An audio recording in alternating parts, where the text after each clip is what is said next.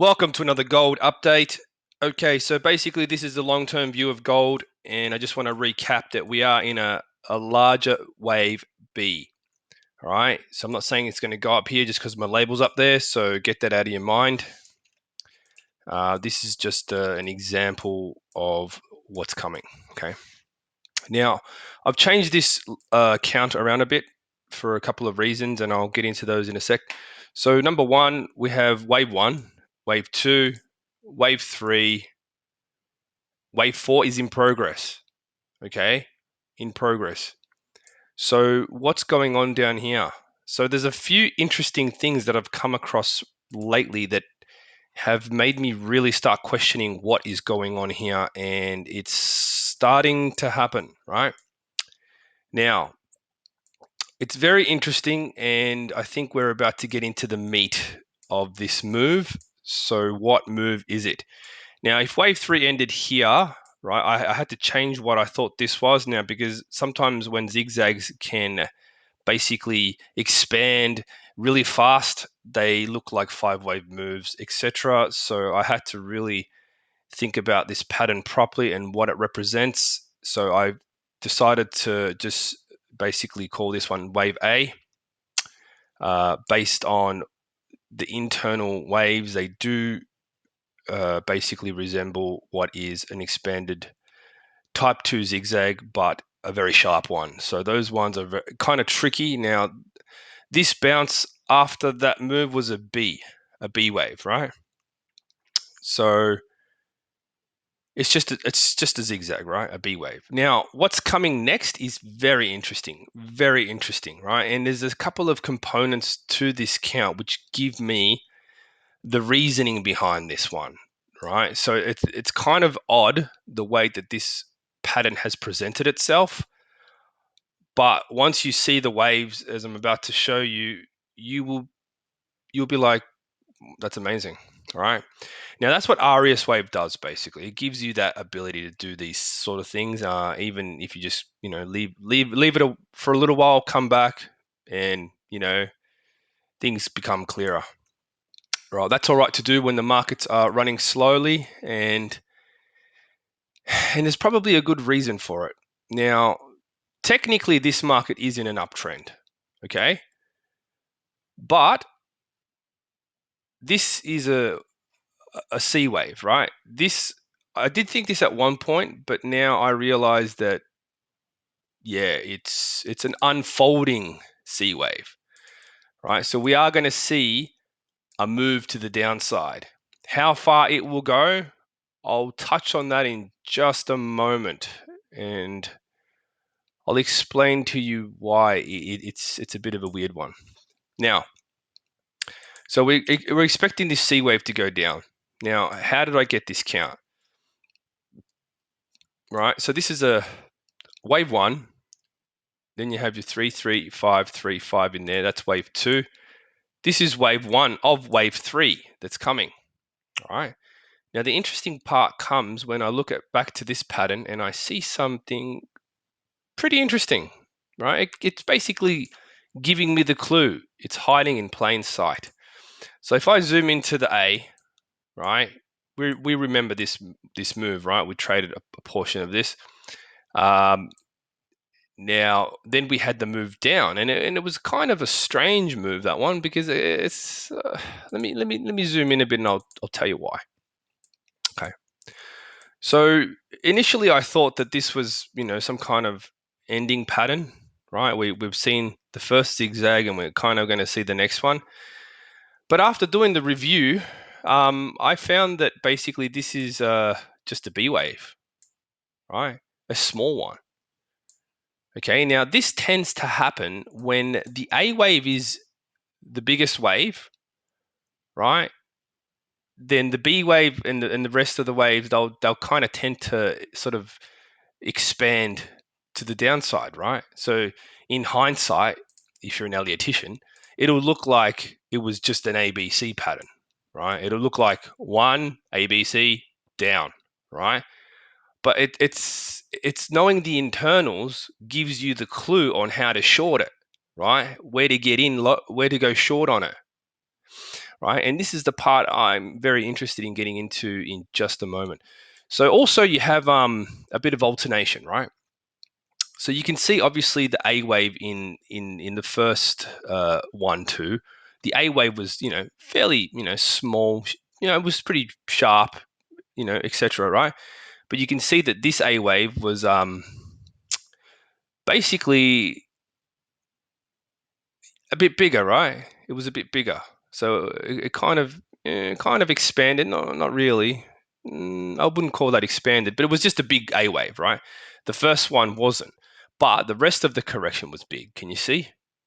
Now in this one, it's the A wave that's big, and because it was the biggest, then the other waves will tend to just, like I said, start expanding to the downside, right? which is which is something that you should think about in the back of your mind. Why do wave threes get so long and sharp? Well, it's a lot of the time it's because the correction is actually expanding in the direction of the move because of the strength behind the move, right? So anyway, so getting back to this area here, back to the 15-minute, say, right? Now, what am I expecting from here? Now, if you look closely, I say that's a B wave, but you'd need to see a C wave straight after it to confirm that. Well, what do you think that is?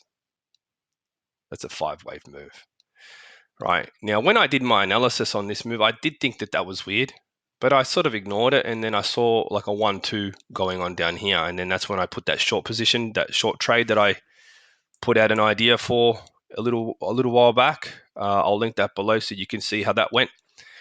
But interestingly enough, there's the ABC, right? And then it's like, okay, great. So what's coming next?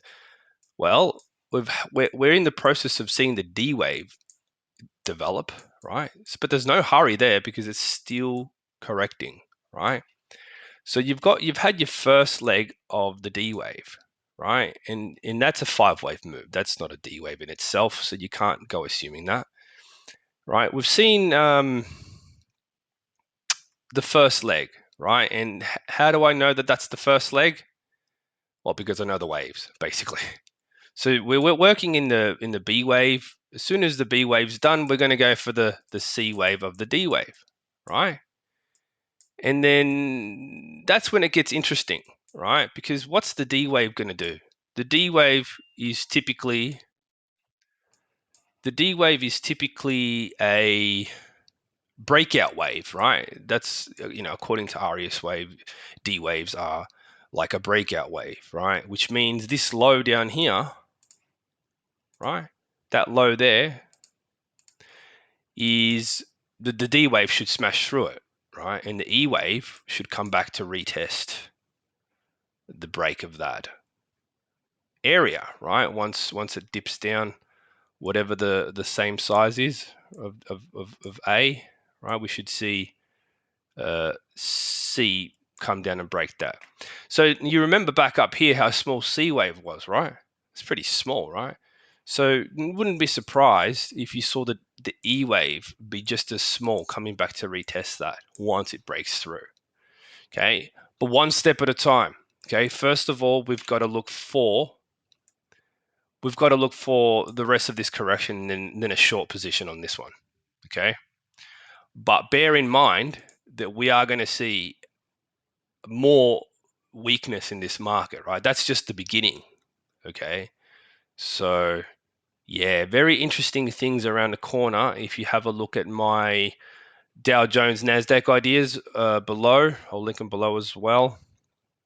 You'll notice that there's something big coming, right? There's going to be a fairly sizable move to the downside in these markets. Okay, so this is something that we need to be ready for. If you want to be trading that, you want to be A, learning the waves, B, following what I do, because this wave analysis is the best. There is nothing better. Okay. So what we're going to see is basically wave three just collapse this thing. Not really collapse, right? But it's going to make it. It's going to send it lower for sure, right? Now the thing is, right, this is a wave four, so clearly you can see that this has expanded to the upside, right? It's expanded to the upside, but it doesn't mean it's an expanded correction. especially because of what appears to be coming, right? Um, other considerations here for what this could be, like, am I seeing something that is a bit off, right?